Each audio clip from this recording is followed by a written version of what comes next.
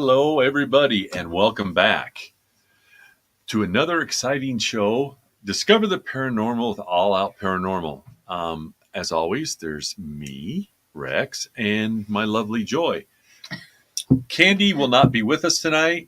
Hello, Kim. Glad you could join us. Thank you.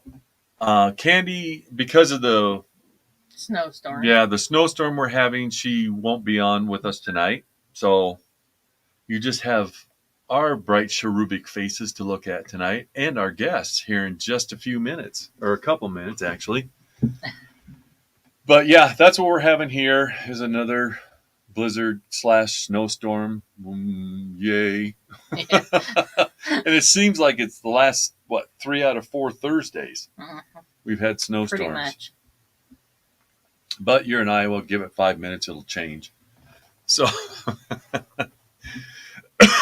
our guest is absolutely fabulous. I met her for the first time 2 weeks ago, and we'd probably still be talking if we didn't stop because she wasn't feeling good. So we'd have kept talking.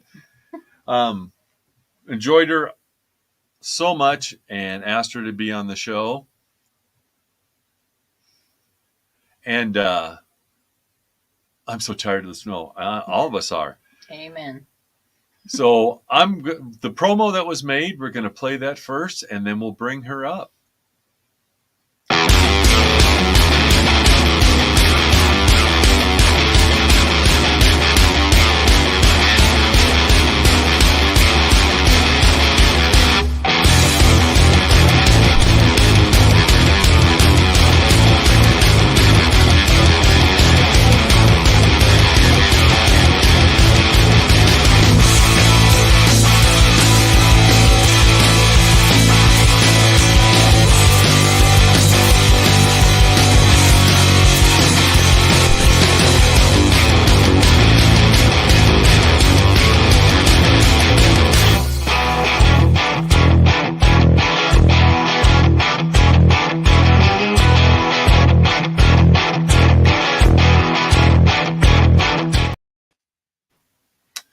And here she is. Thank you for being here, Kat. Thank you for asking me.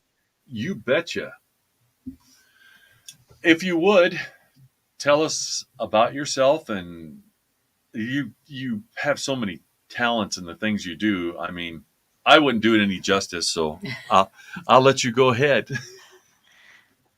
Well, my name is Kat Gash. Most of the people within the paranormal community know me as Tabby, just as in a tabby cat.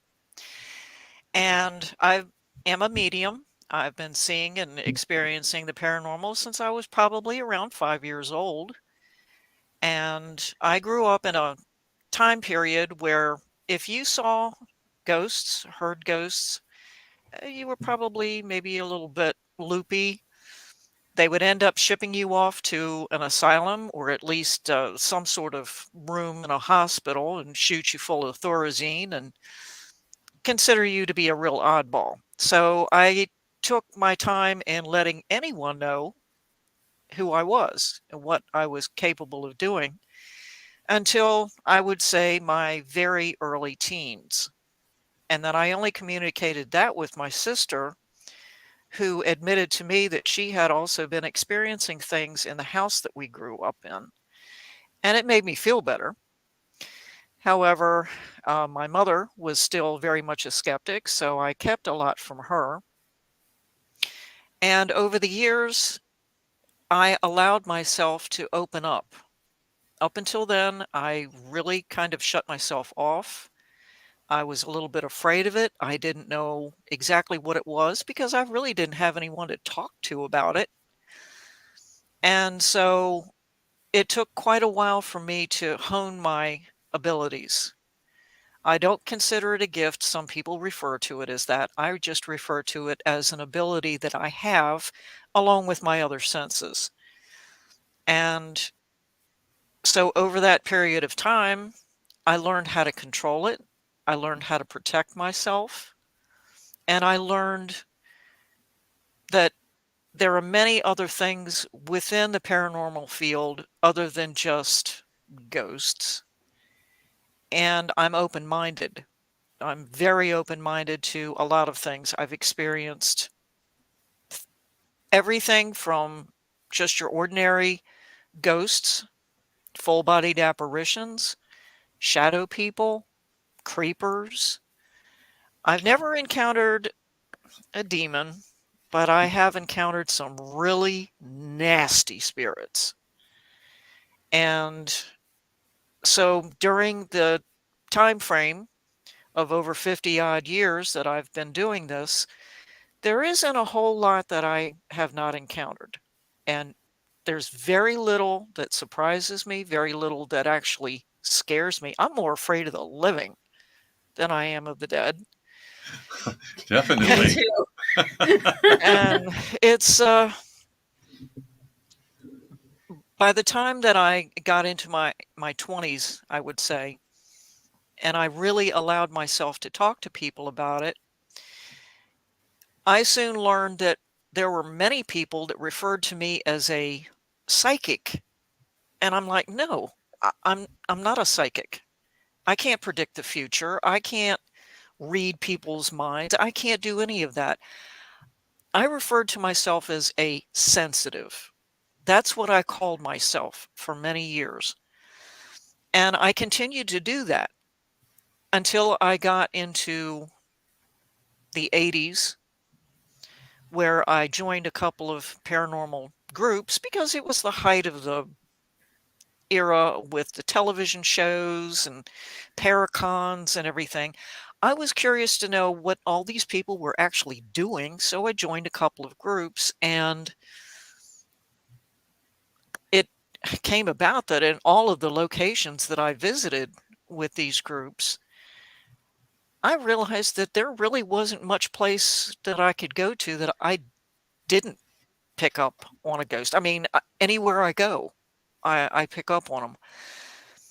And I still continue to call myself just as a sensitive until I met a group of people some years back, and all of the ladies, especially that were also mediums at the time, they just kept telling me, Kat, you're not a sensitive, you're a medium.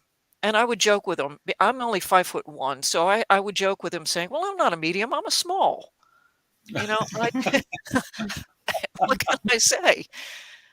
But they insisted that I stop calling myself just a sensitive, because what I do, I don't just pick up on the energy. I can hear them, I can see them, I can communicate with them. Therefore, they said, you are a medium. So it's only been probably the last 10 years that I actually refer to myself as a medium. And I'm not a psychic medium. People keep asking me, are you a psychic medium? No, I still can't predict the future. I can't do any of that. I'm just a medium. That's it. And I've been very fortunate that I wrote a lot of my personal stories down in a book and had it published. And that book was also published with an accompaniment of some wonderful illustrated, what I would refer to as an intuitive illustrator by the name of Adam Tillery. And Good friend. all of those illustrations went right along with my stories. And I also included my own personal photos along with it. Currently, it's out of stock, but you might be able to find a handful of them, that people are selling, or if somebody else has got a few left over. It's called My Life Amidst the Paranormal. And it was originally published through Haunted Road Media. It is now, there you go. That's it. It's interesting. The top part of that is the house I grew up in. The bottom half is Muckross Abbey in Ireland. So it's a Wow. compilation of two locations. I'm in the process of writing a second book, but I might end up incorporating those stories into an abridged version of that book, and that way it will include the newer ones. I've also been very fortunate that I was a host with a radio show called Journey into the Light Chapter 3, which aired on Para-X Radio. And I was also a host along with Henry Foister, Barbara Duncan, Jeffrey Gould on The Paranormal View, also on Para-X Radio. Both have since gone off the air. Henry retired after 14 years of being on the air, and I wish him well. He's a fantastic person. And now I surround myself with very like-minded people. I don't go on ghost tours, ghost hunts, or anything like that because I really don't feel that it's necessary. Some places I love to go. I would love to go to Waverly Hills, but You you're would. talking about some ducats to go there. Eastern State Penitentiary, I would love to go there. I'm right down the road from Moundsville. I haven't been there yet, but I have been to Trans-Allegheny Lunatic Asylum 3 times, and Oh, that sweet. place is incredible. That's whew. So, there you have it. There I am. I'm married, been with the same man for how many years is it, honey? But we actually met 52 years, 6 months ago. So I've been with him quite a while. Wow. And we don't have kids, but currently we have 9 cats. And That's every cool. now and then you'll probably see one, like right back there. Yep. Yep. Got to That have the fruit babies. yes, that's Finbar. His name is Finbar McCool. Oh, yeah. I met him last time we were talking. Yes, Finn was there. Yep. So there you kind of have me in a nutshell, who I am, what I do, what I've done. So pick my brain. All righty. Hello, Phoenix. Thanks for joining us. Robert, Tina, thank you for being here. Please hit the like button, smash that heart button for us. If you have any questions, please ask. I don't even know where to start. Where I want to. I actually, what is the most? I don't want. It's always the same. Carolyn, thank you. Hello. What has been your most profound experience? Yeah. Oh, I would say the most profound experience that I've ever had was knowing that my father was with me at a cemetery. And that not only helped me to heal the passing of my mother, but just knowing that he was with me because I needed the comfort and everything. That was the most profound. I've had some incredible additional experiences, but that one was it. I imagine that would be. Yeah. Wow.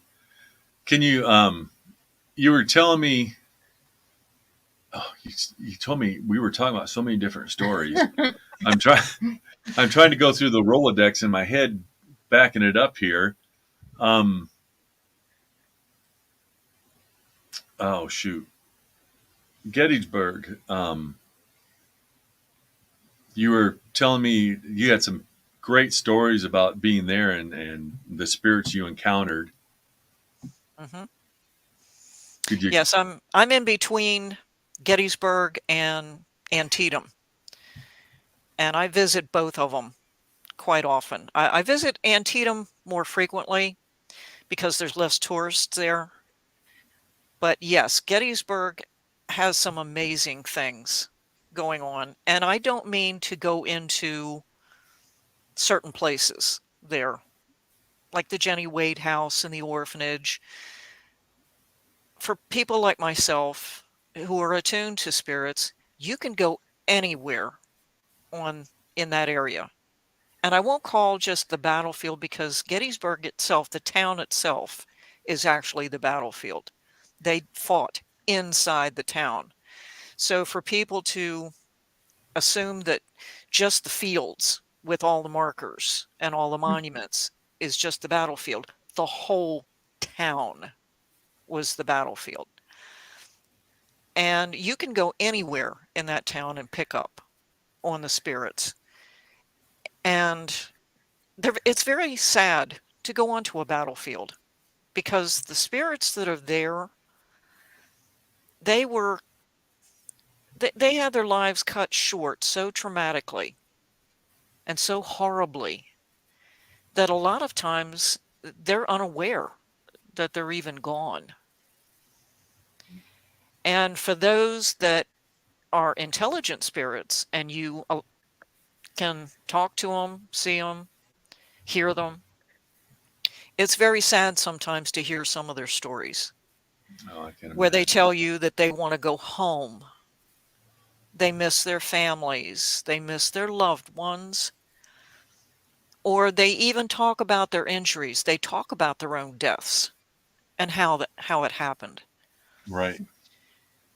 And then you have your residual hauntings where they just walk right past you. They're totally unaware of you. And I've seen quite a few of those.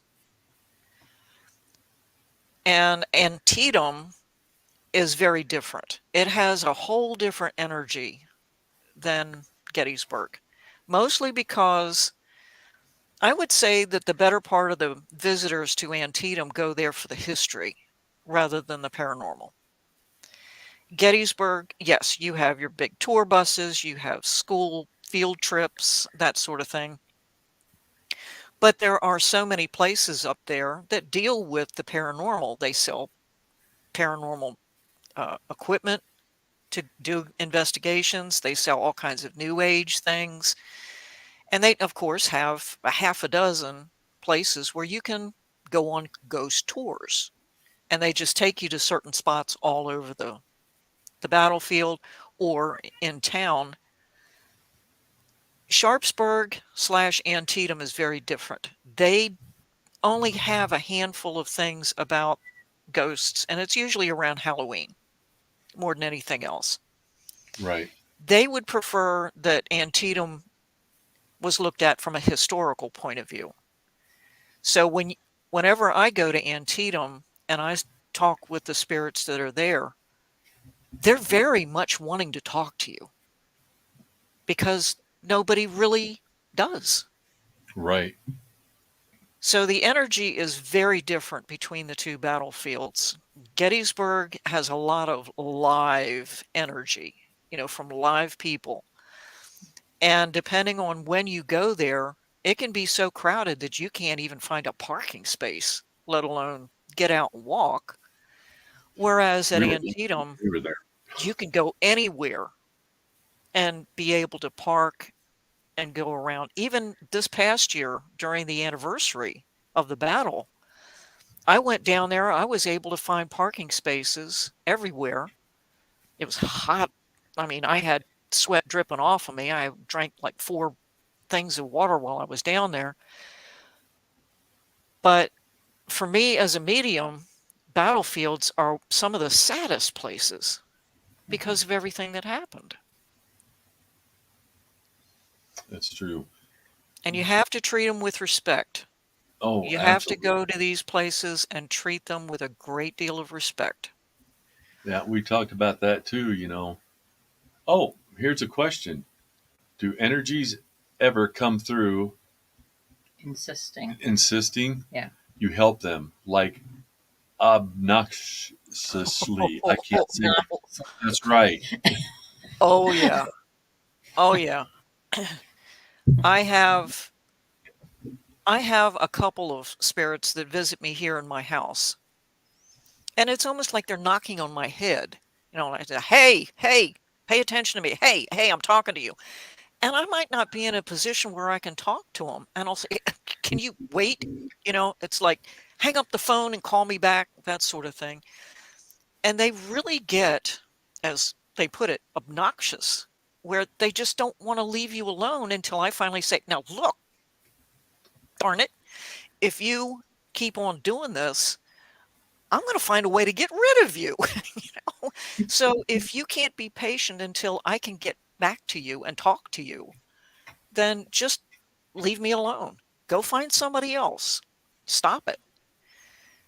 And I'm not the kind of medium that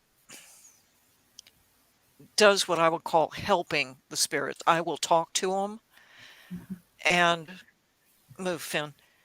I will talk to them and I will allow them to talk to me, ask some questions.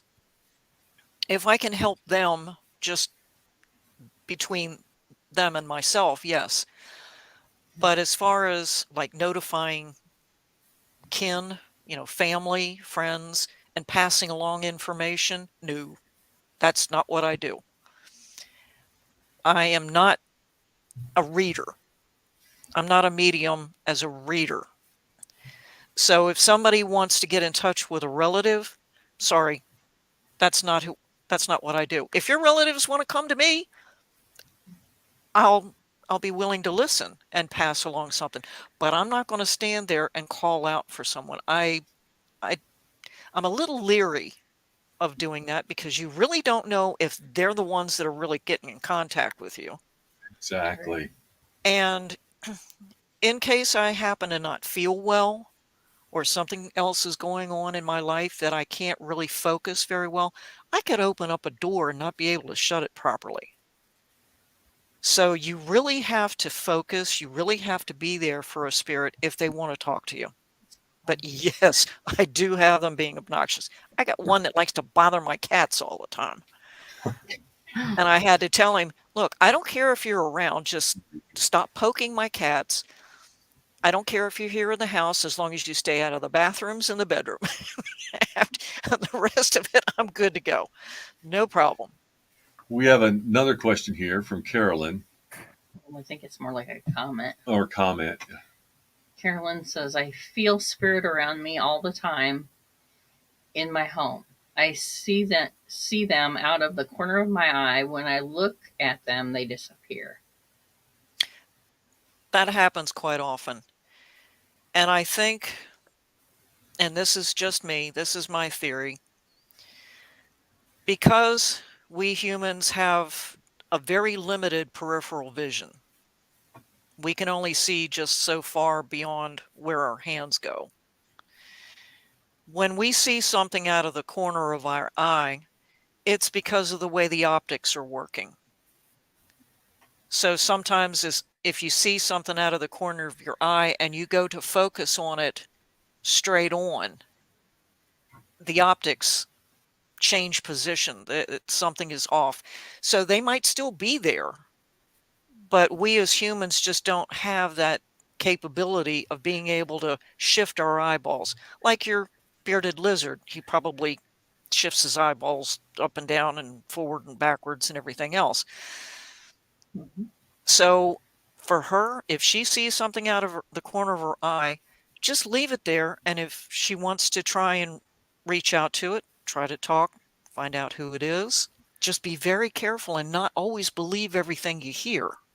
You need to get Right. verification. So if this person that they're seeing claims to be a relative or a friend or a loved one that's passed on, you get confirmation first. You ask them something that only that person would know. Because I have Right. had spirits to come to me and they are not who they say they are. And you have to be very leery about that. Right. Exactly.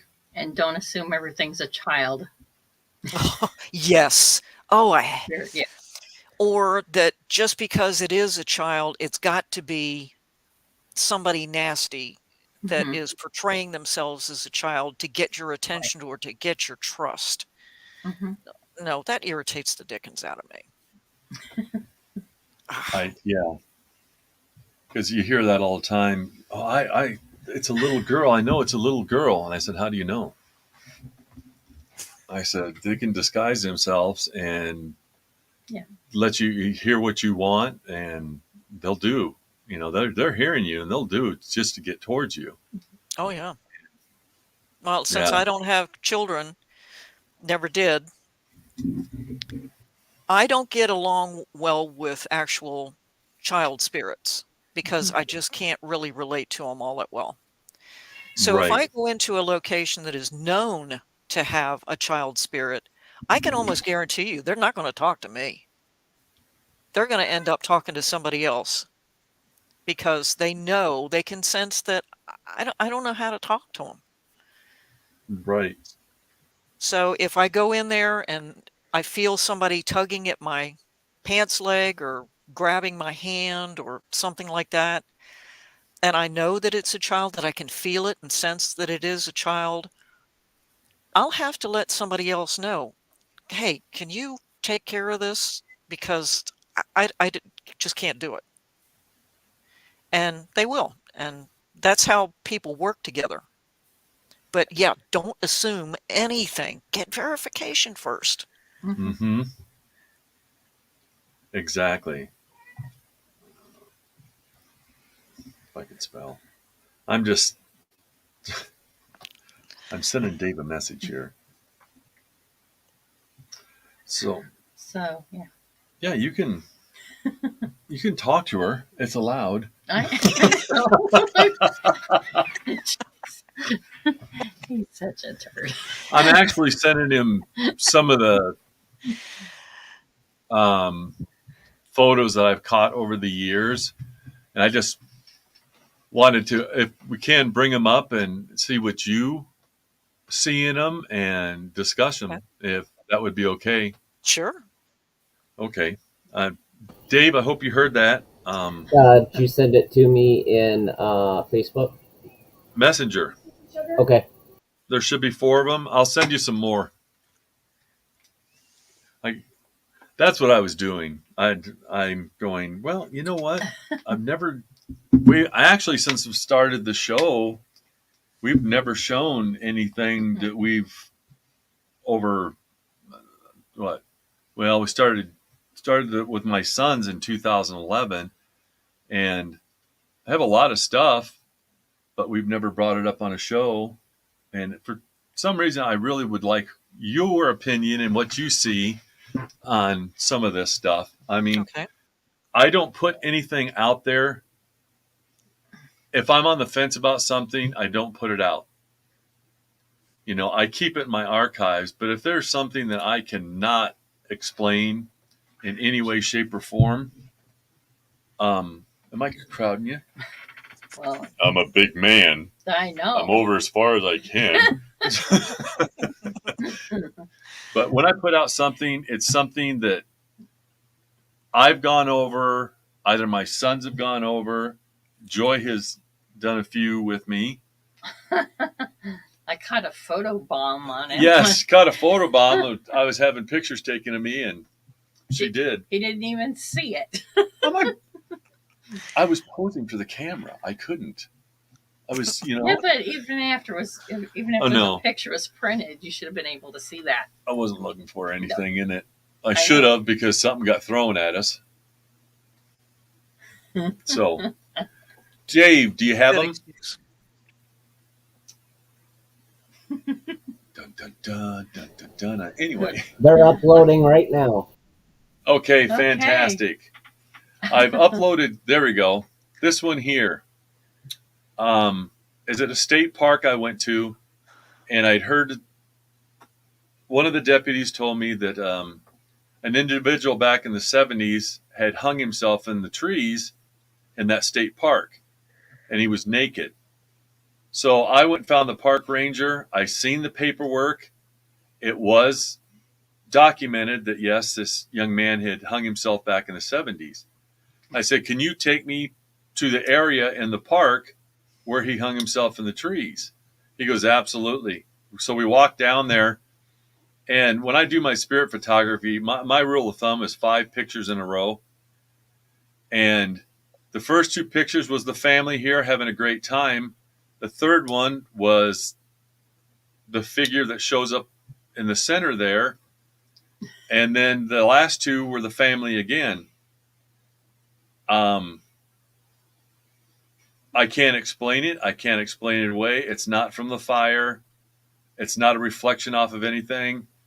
And if you blow it up big enough, it's a young man with long hair. He is naked, and his neck is crooked to one side. He looks like he's got hair on his chest too. Yep. Mhm. And I can't. I did not tell the family what I'd caught because I didn't want. They were having way too good of a time. You already traumatized the poor park ranger. Yeah, the park ranger went, you just did not take that picture. He goes, I don't care what you do. You can go wherever you want, but I'm not going to be with you any longer. Yeah. He looks like he has a little bit of a pot belly. Mm-hmm.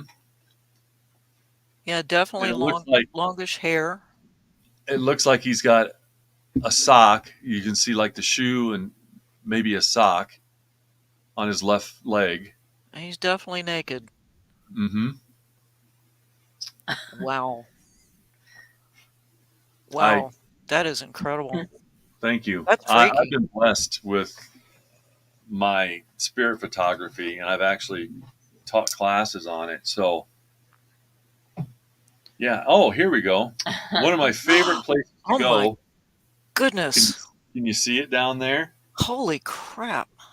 Yeah. The story behind this is the old YMCA in Rock Island, Illinois. Many, many, many investigations there. It's never boring. And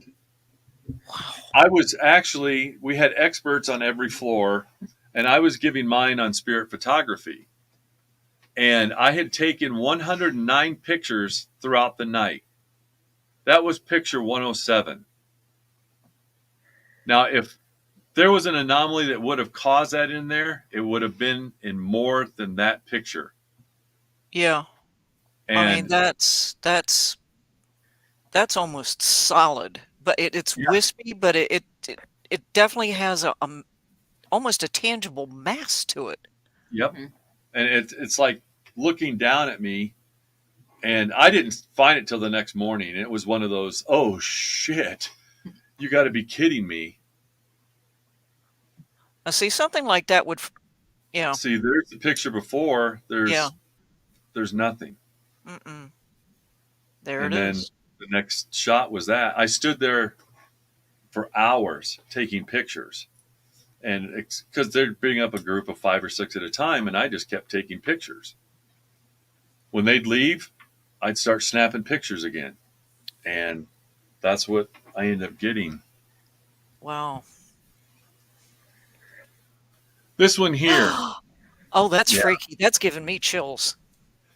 This was a house that we went to. It was a private home. And as we're sitting at the kitchen table getting equipment ready, this was the new section of the house. And I had taken 5 pictures in a row, and I felt something because that's where you come in now is the new room to get in the house. And I felt uncomfortable when I was in there. And so I was sitting there snapping pictures, and this figure, you can see him or it or whatever the spirit may be peeking around at us. And we could feel him there. He was not happy that we were there.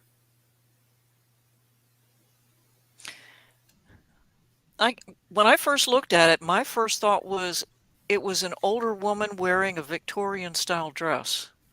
Mm-hmm. That's what I thought it was.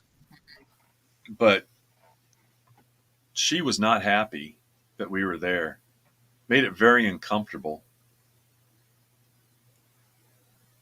Wow. I like that one. That one's...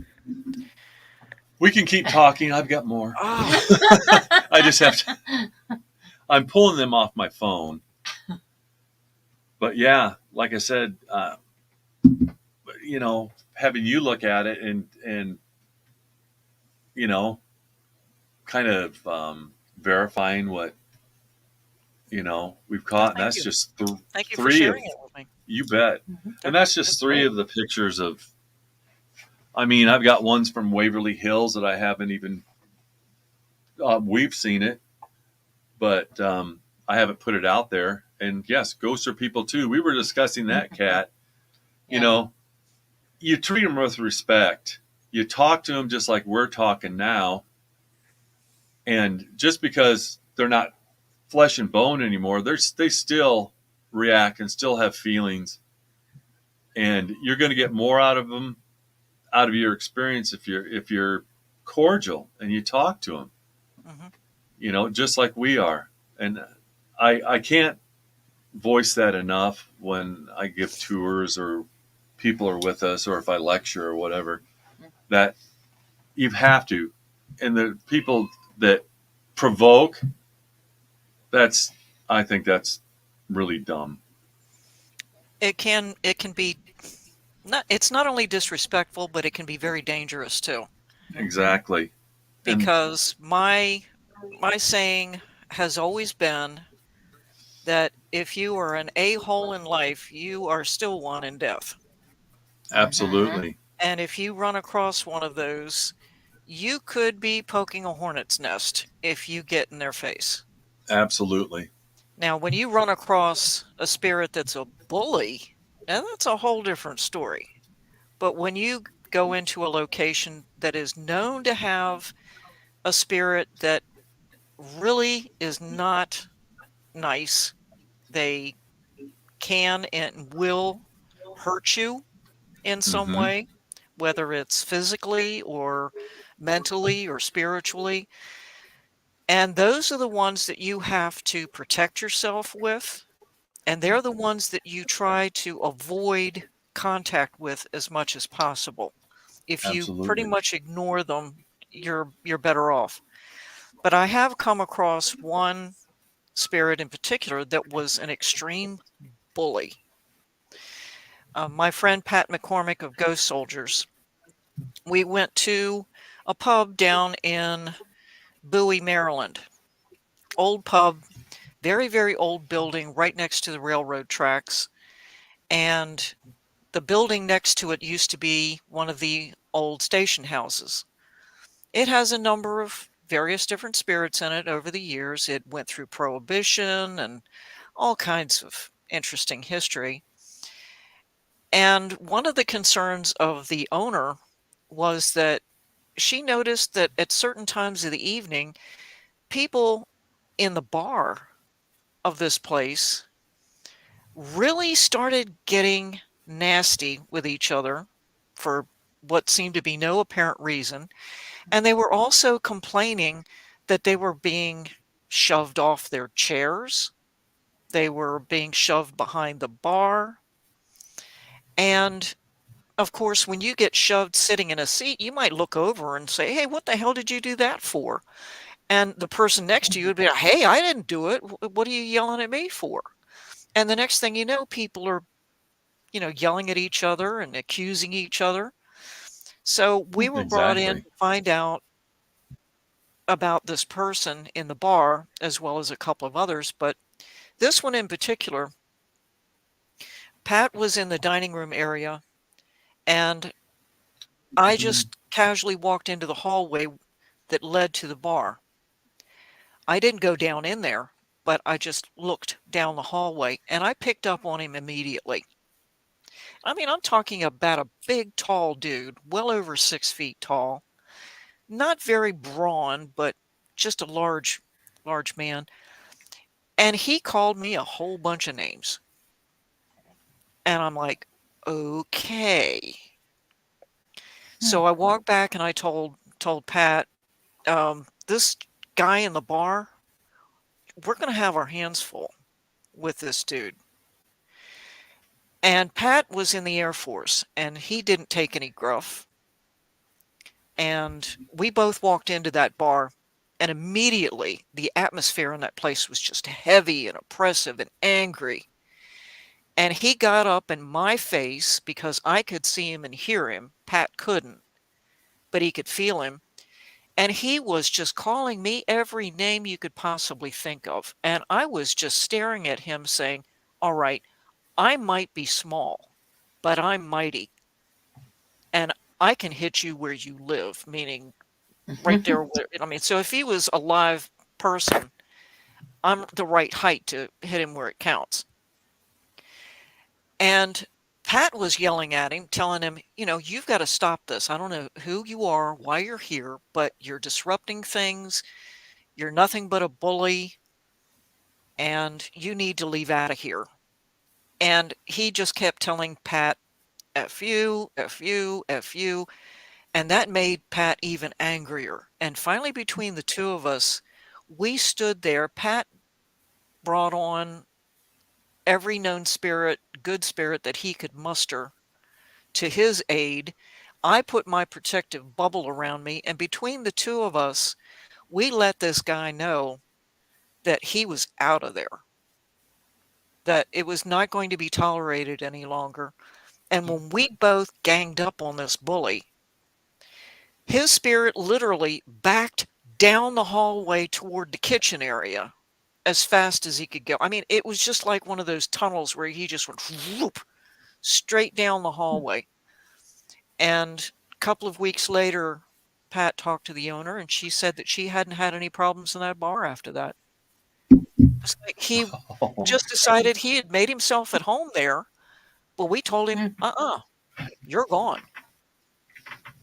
And I guess that's just kind of the way I am. You don't get up in my face. You know, I don't care if it's live or dead. You're going to end up getting me riled. Believe me, you're going to get me riled. And a spirit is no different. Live or dead, No. You're not going to bully me. Ain't going to happen. We were, well, I don't know if we'll bring it. We'll talk about that. Well, why not? We did an investigation last week of a place in Washington, Iowa. It was an Airbnb, and a lot of activity just from the time we walked in until the time we left. Well, when we finally decided that we were going to call it a night, so we picked which room we were going to stay in, and we get into bed, and we're getting ready to go to sleep. And as soon as you doze off, it was a child that kept trying to wake us up, crawl in bed with us. And so you'd wake up, and you could hear little, like a child on their tiptoes walking around the bed, and it went on all night. We never really got to sleep. And it was funny because it was like a kid on Christmas morning. Wake up, come on, you got to get up. Santa's here. That's sad, though. I always find child spirits to be very sad. Mm-hmm. And it was... This one was very playful. Yes, extremely. And it was... Oddly enough. Have you ever been visited by an animal spirit? Yes. Mm-hmm. In the house. Mm-hmm. Yep, my dog. I don't want to talk about. Oh, sorry. He was hear his toenails on the floor. Yeah, could hear toenails on the floor, and him. I knew it was him. His tail thumping me against the leg, and he was just the greatest dog I ever had. It's Just the most comforting. precious. I find it comforting. I've been visited from, a number of my pets in the past, and I find it very comforting. And I keep telling people that when I die, if I go to heaven, if there is a heaven, and I end up going there, if my animals are not there, I ain't going. I'm coming back. No, I am not going to go if my pets aren't there to greet me. No, We're going to take a quick intermission. Okay. We got a question that we'll get to when we come back, but it's a very short intermission. So if you need to go powder your nose, get something to drink, this will be the time. We'll be back in just a couple minutes, everybody. Stay tuned.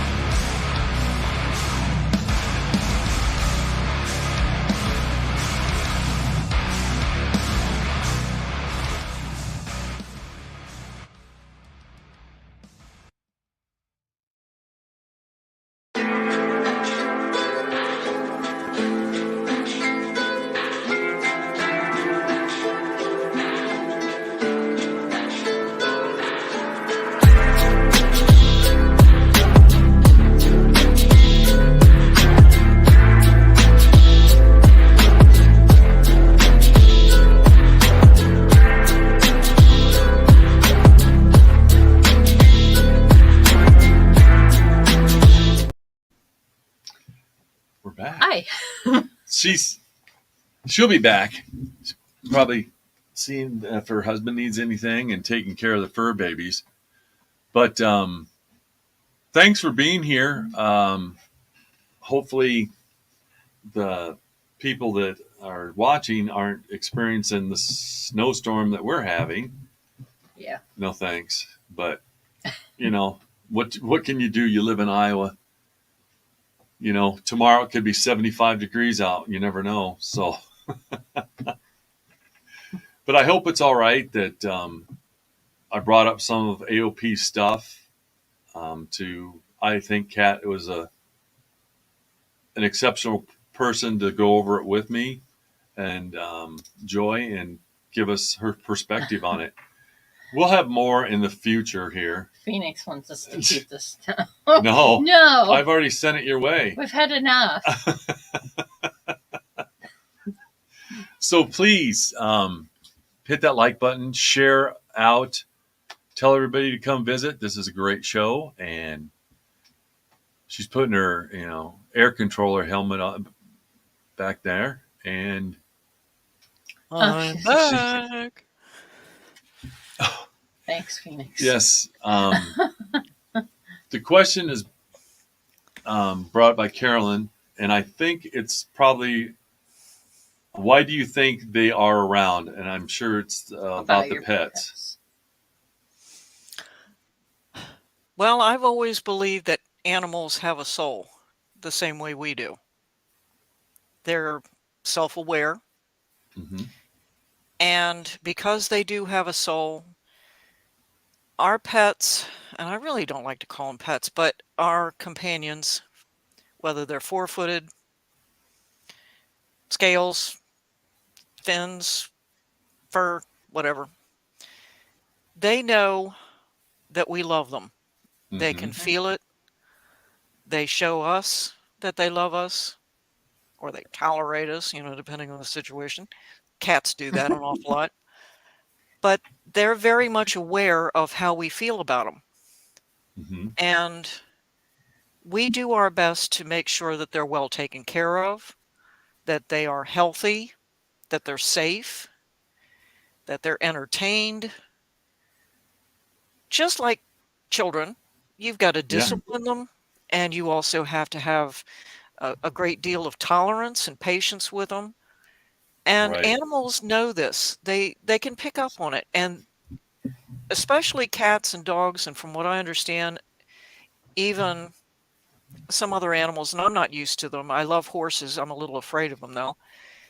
They can pick up on your feelings. They can pick up on your emotions. They know when you're sad. They know when you're happy. They know when you're grieving. They know when you're ill. And they do all they can to help you out in some way. So after they pass on, sometimes certain animals, like people, they realize that you're in need of companionship or comfort, and just needed to remind them that they're not really gone.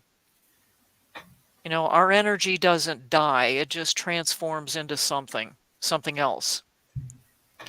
And I think our animals just want to let us know that they're still here in some way, whether it's just in our hearts, in our minds, but sometimes they are fully capable of manifesting themselves in a more tangible and physical way.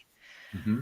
Like you hearing the toenails and feeling the thumping of the tail. I've felt my cats rub up against me because I knew what their tails felt like, or the way they touched my face or something, or the smell of their breath, because maybe one of them had a weird smell to their breath.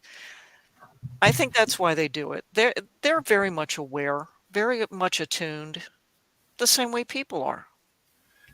You don't have to be sorry, Carolyn. That's our mistake. She said, I was asking why all the spirits are around. Oh, that's a loaded question. How long of a list have you got? Yeah. Right. I mean,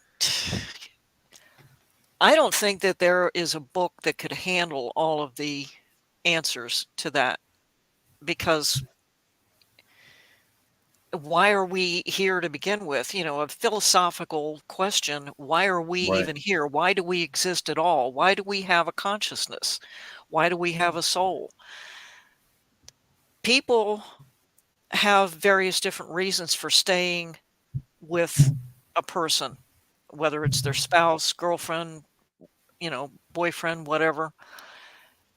They have their reasons for staying in a particular house because they don't really necessarily want to go anywhere.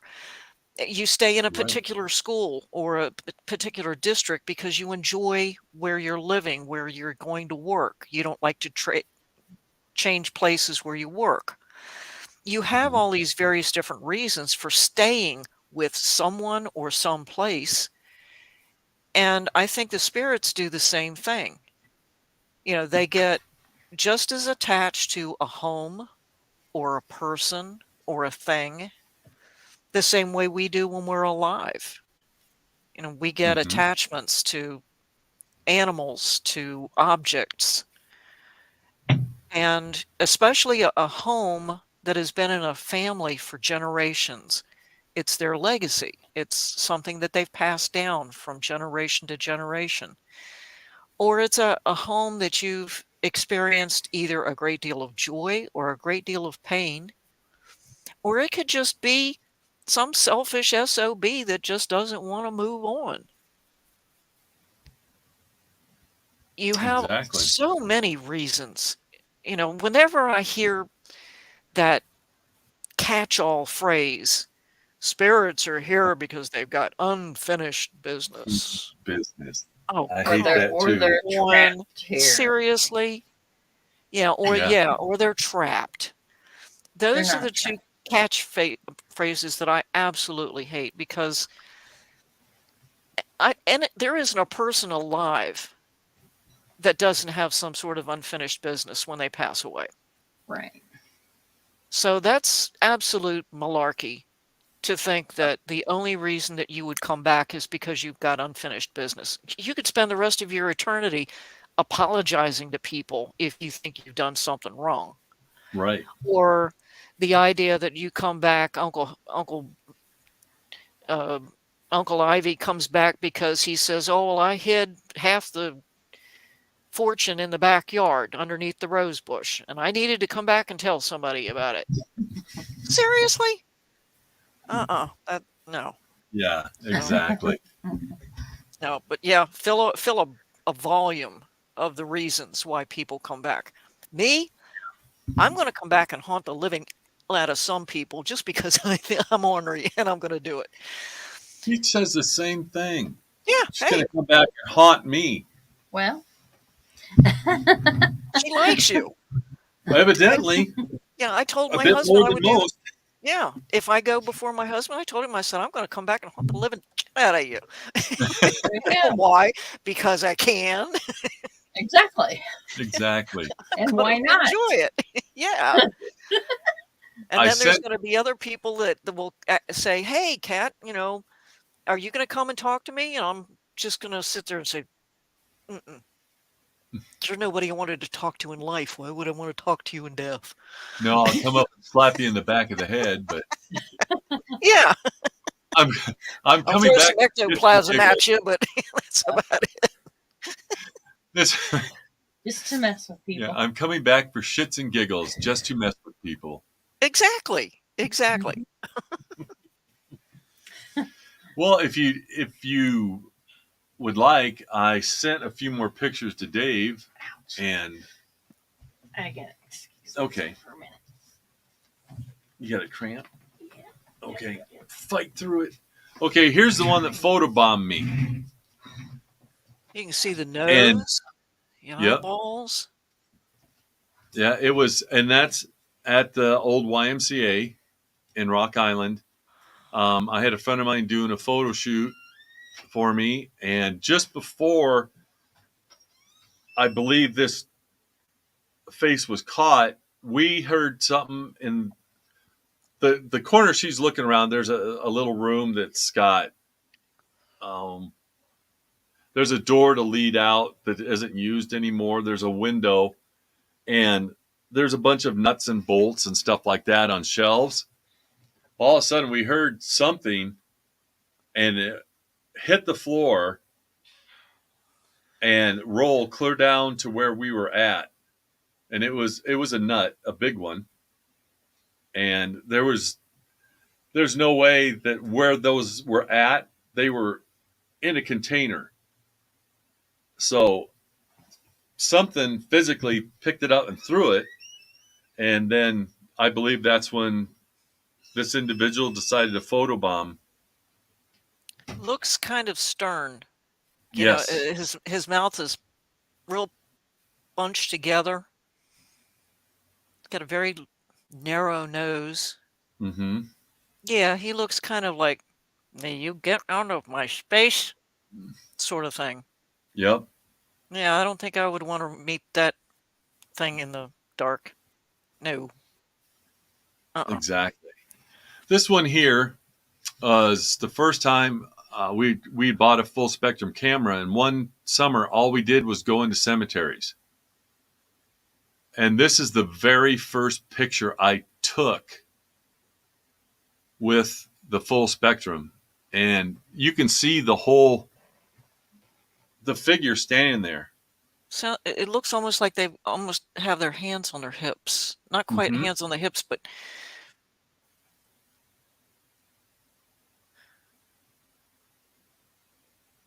wow, that's an interesting outfit they're wearing.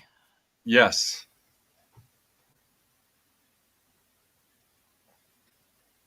Wow. It So looks that was almost probably 2012.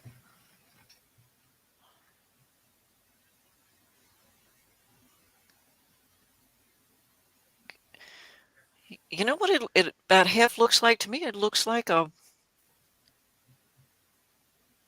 he's wearing a robe of some sort. Exactly. And I thought that he had like a wizard's hat, like Gandalf in The Lord of the Rings. Oh yeah, I That's can what it, see the point on the top, and it's got like a little. Yeah, okay, I can see the hat now. and I could, you can kind of make out the nose underneath the brim of the hat. Uh-huh. And yeah, I thought it was, I don't know, a druid or a wizard or something. I can't explain it anyway. I always thought it had a robe on and a hat. There are some organizations similar to the Masons that they would Right, wear robes like that. right. And I would hate to think that you caught a picture of somebody in the KKK. Yeah, Oh, because it was that cemetery is, I don't know, maybe be 5 blocks from where I live. be interesting to go back to that same area and see if you can't take another one and maybe Yep. find out who it is. Yeah, because now my full spectrum stuff is way more advanced than it was back then. I mean, but it worked great.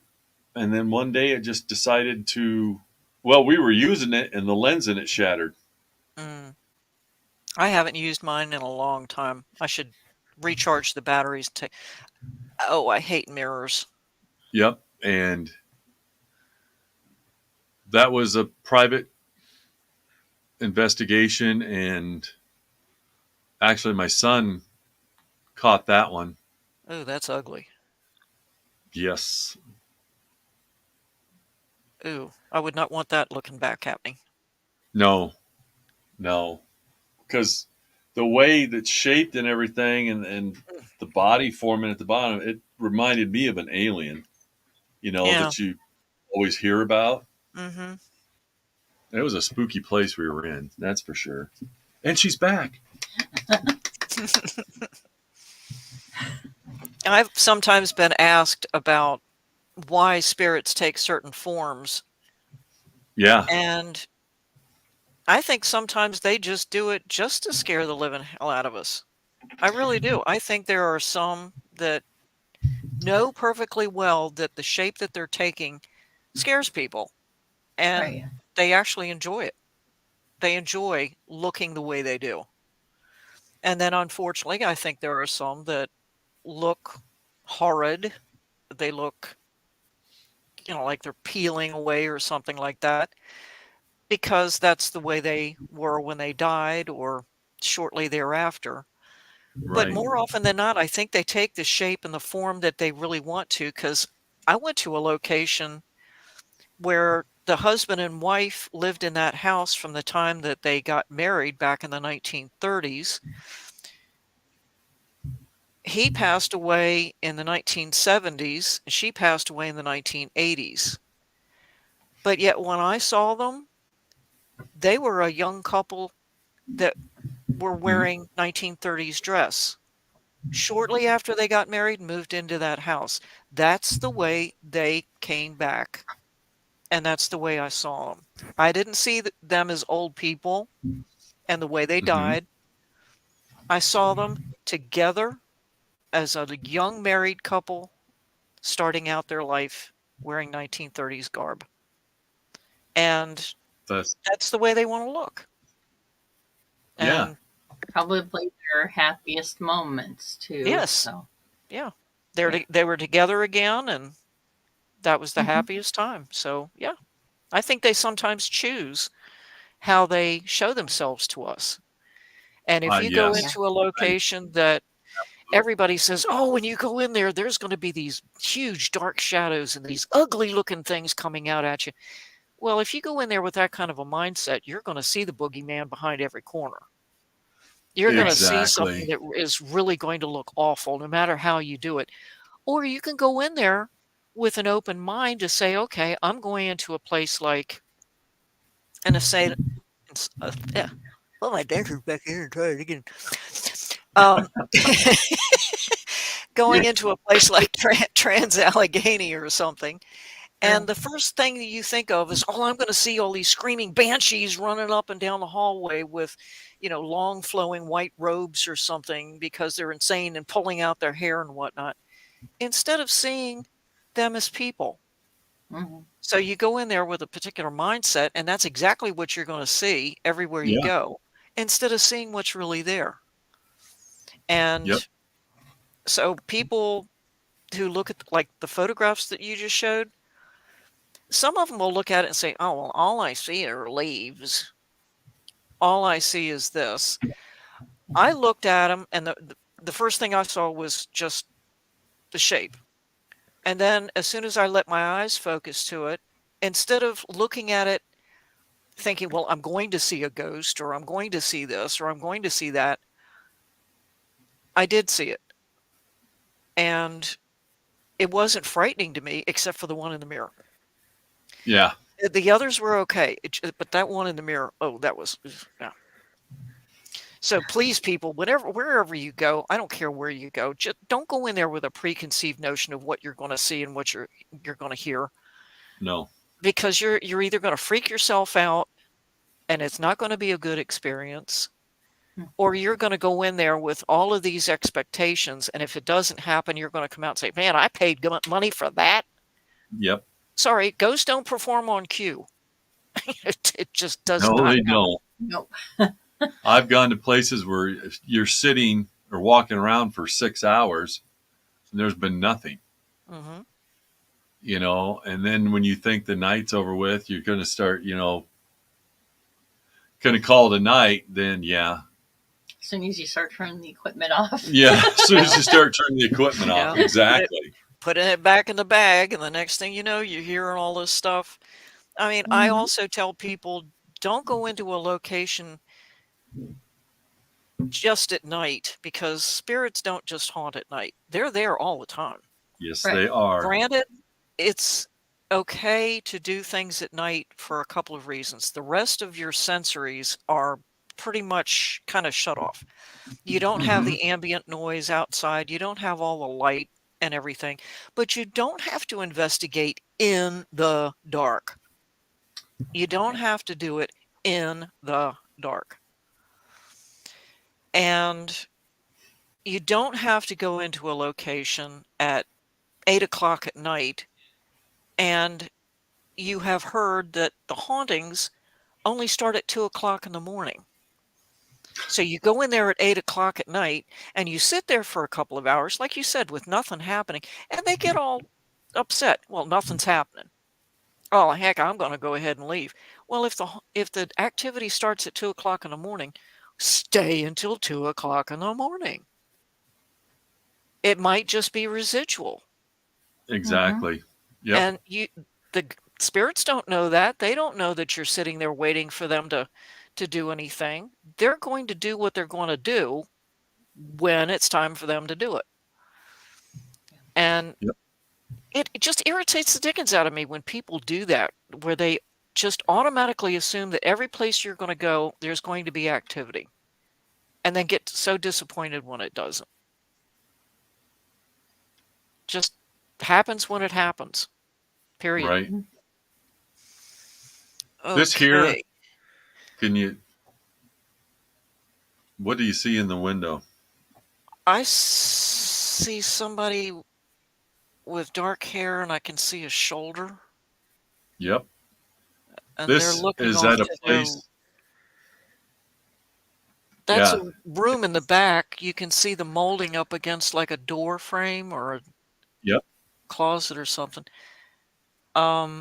It's a man. And the thing is, there is a lamp on a table in front of that window. We were just in the house, and the two young men that were there, the dog, and me and the boys were outside, and I was taking pictures. And because I kept looking up there going, there's somebody looking at us. And I caught the picture, and that figure there, actually, you don't see the lamp that's in front of the window. Well, when they showed themselves, that lamp was never there. So Probably. yeah, you wouldn't see the lamp. You would only see them. And this is a house in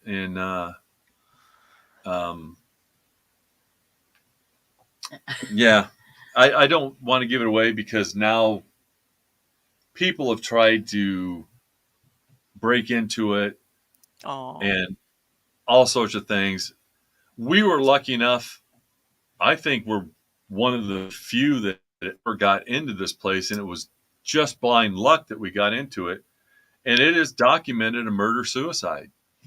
It's documented in the house. Yeah. Oh. Is there any place that you would never go to? That I would never go to? Yeah. Out of all the places that have been advertised and shown on TV and spoken of, is there any place that you would not really want to go to, that you would never want to go to? To be honest, no. Wow. No. I will never go to the Valeska axe murder house. No. We were just there. You couldn't get me to go there. Oh, yeah. Mm-mm. It's something else. Nope. It is something You'd else. have to pay me a whole lot of money instead of the other way around for me to go in there. No. Mm-mm. There's some places like, not happening. Yeah. Uh-oh. I can see that. I mean, Ooh. Morgana. Is it all, such a horrible thing happened there, and it was never Solved. Okay, I was trying to look at it sideways. Oh,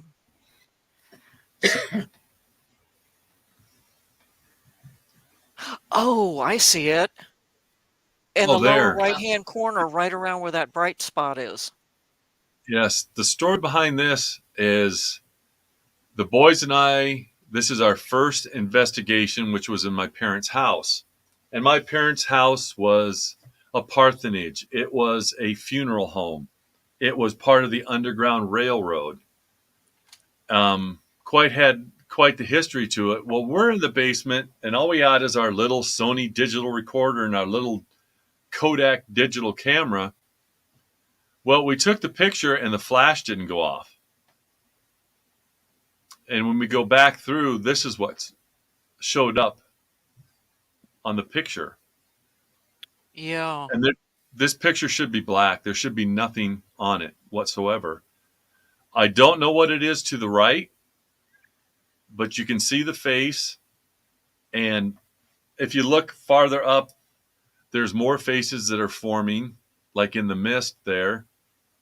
And you can actually see the hand down below of the face that you can see so clearly. And I actually had it taken and professionally looked at um, through a video, and that's what they do. They look through to see authenticity and everything. And I actually have the paperwork saying that there is no way that we could have fabricated this picture. Mm, mm, mm. And Yeah, that was the I very can see first two thing. of them in particular, two Yep. main ones in that photo. Oh, What's interesting with this one it's a is Zorb. I'm taking the picture. There's nobody in front of me. That's not my shadow because I didn't put the camera behind my back and I wasn't wearing a trench coat or a skirt. Look at I those was the skinny only one arms. there. That doesn't make any Yeah, sense. It looks almost like a cardboard cutout. yes. Kind of. One, if you look up top, the arm is bent because like the elbow is actually blurring out part of the headstone. Yeah, right in there. Okay. And the farther you get up there, it blurs out all the headstones that are there. Yeah. And I was alone. I mean, this graveyard is one still in my town, but it's huge. Okay, Yeah, so you had somebody either in front of you or behind you that that was did this. yeah, it was somebody in front of us, in It front of me. it looks like a female. To me, the leg, or it could be a couple of different people, but that definitely looks like a dress that is very well cinched at the waist. Yep. And somehow I don't think you're the type to be wearing a dress in the cemetery. No, In I, the middle I, of the night, too. Yeah. when I was in college, I was young and needed the money, but now I don't have to do that anymore. I'm too old to dance. Well, I wish I had sent you a couple of the photos that I had. I've only got a couple that were really good, and my You can take that publisher one down, Dave. my publisher used two of my photos in one of his books. But we were at a location near where he and I both used to live in the same general area. He was doing a book signing, and we went into this 1700s building, and then we were given a tour of the building after he had done his talk and his book signing. And Mm-hmm. like you, I snapped a picture with just an ordinary digital camera. The flash didn't go off. Mm-hmm. And after, because I was trying to take a picture of this other person up against this one staircase. One of the stories about the location was that people kept seeing a female going up and down the stairs carrying arms filled with blankets. And there was a desk right in front of the landing. There was like two steps that went up, then there was a landing, and then the stairs went up in the opposite direction or at an angle. There was a small table there that had fake candles on it. And it was Okay. literally pushed right up against the wall so that nobody or anything could be in between that, where the banisters are, and that table. Yet when Right. I took the picture, well, took everything, brought it home, put it on the computer, of course it's black because the flash didn't go off. But I thought I noticed that tiny little orange flicker from the candle, the fake candle that was on the desk. And so I decided, well, what the heck? I'll just throw it through a couple of filters and see if there's anything in there. And I did. And sure enough, you could see the figure of a woman, and she blocked out the entire distance between, or the area right behind that desk, blocked out all of the banisters and everything. And there was no way that anybody could get between that table and those banisters. So when I showed it to Mike, he looked at it and he said, "You sure that wasn't me?" And I said, "No, because I started to take a picture of you. It didn't, and then you walked away.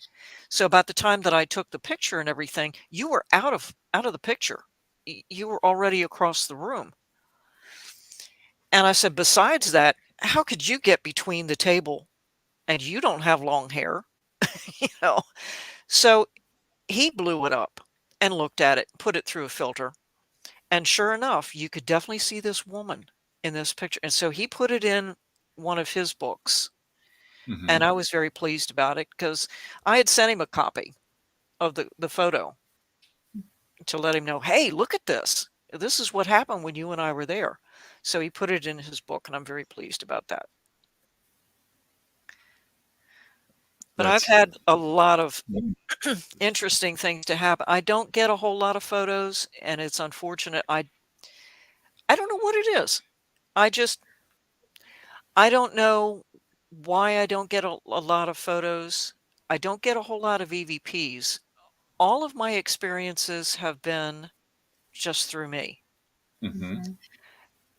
And I've been very fortunate that most all of the places that I've gone to, I'm with someone else, and they can usually um, validate it one way or another, either through some type of equipment. I've had some really interesting experiences with an SLS unit where I know that something was there and pointed to it, and they pulled the SLS around and ta-da, there it is. It makes me feel good that I'm able to be validated that way. Right. And so when people go into locations just by themselves and they get photos and EVPs and everything, that's fantastic. Like what you did in the cemetery. When stuff like Mm-hmm. that happens, you can't explain it. For me, my validation is when somebody else gets the same information in some way. Mm-hmm. So, because I might tell somebody, well, hey, there's a spirit of a man here, and I can describe what they look like and everything. Mm-hmm. I have gone places where other people that have all the things like EMF detectors, K2 meters, and everything, and I'll let them know there is a spirit here. They want to talk. Well, I don't know. This meter isn't going off. What? Seriously? Just because the meter's not going off, that they're not there? Excuse me? Yeah. Not every spirit is going to communicate through a device. You Right. know, they're going to do it maybe in another way. And a lot of my experiences do come from that. They can't be validated because the blinky lights didn't go off or the SLS didn't show anything. Right. I've had experiences where night vision has validated what I've experienced, or uh, I can't think of the name of it. The thing that does for this thermal imaging type of thing, thermal cameras and such. Mm-hmm. A really interesting experience in Gettysburg at the David Stewart farm there Mm-hmm. with Pat McCormick. He has a thermal camera. We're out in the field, and he's using this thermal camera, and he says, Tabby, there is a huge red glow on this camera. And I looked at it and I said, that's a campfire. It was huge. And we're out in the middle of the field at night, and we can tell if there was something there or not. And the Hmm. closer we got to it, the brighter it got and the darker it got, but there wasn't a thing there. But it was right there on his camera. And then when we went into the barn there where a lot of Confederate soldiers were treated and some died in there, one of the soldiers was grabbing a hold of my leg trying to get my attention because he was laying on the floor, and he reached up and grabbed a hold of my leg, and Pat turned the thermal around, and you could see where my leg was completely cold. I mean, it was just frozen cold, where you could tell he had put his fingers around my leg.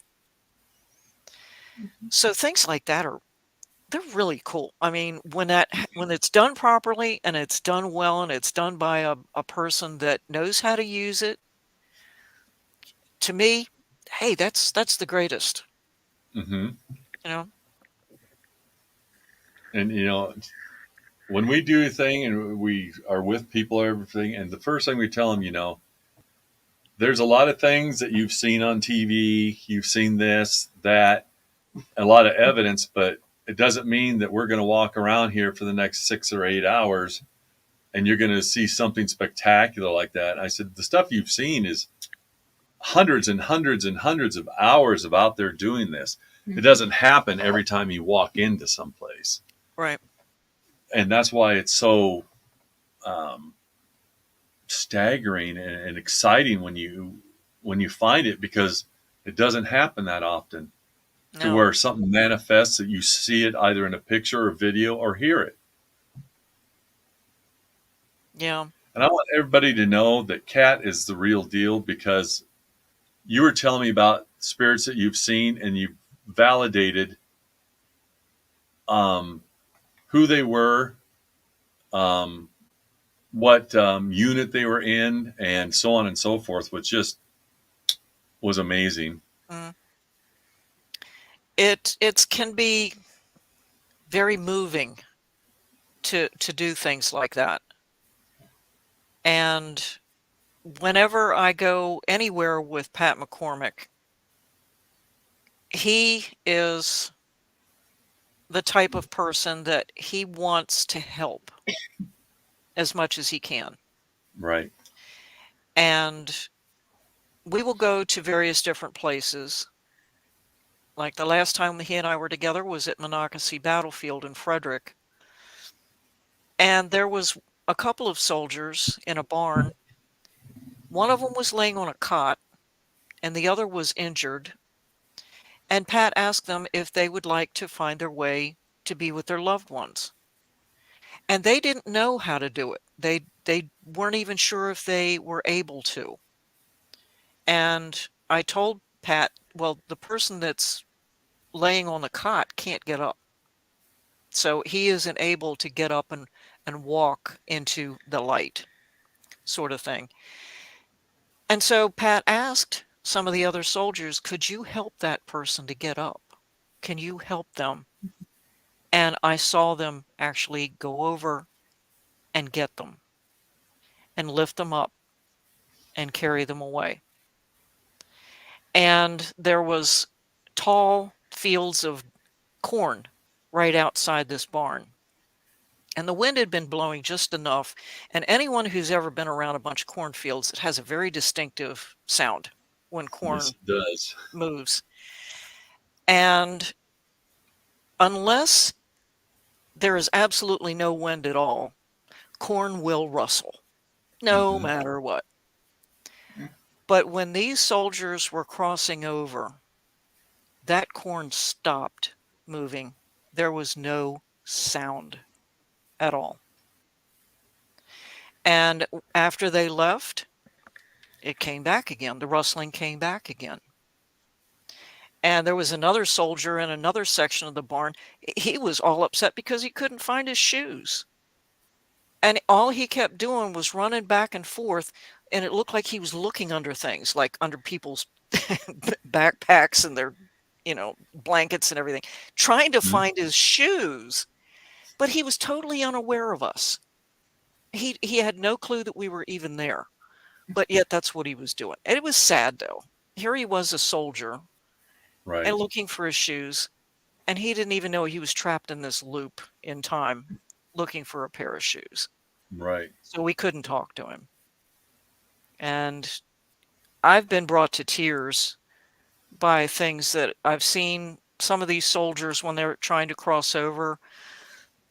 Like one soldier, or one farmer noticed that there was a whole bunch of soldiers going in, and he says, "Hey, I want to go too, but I need to bring my horse."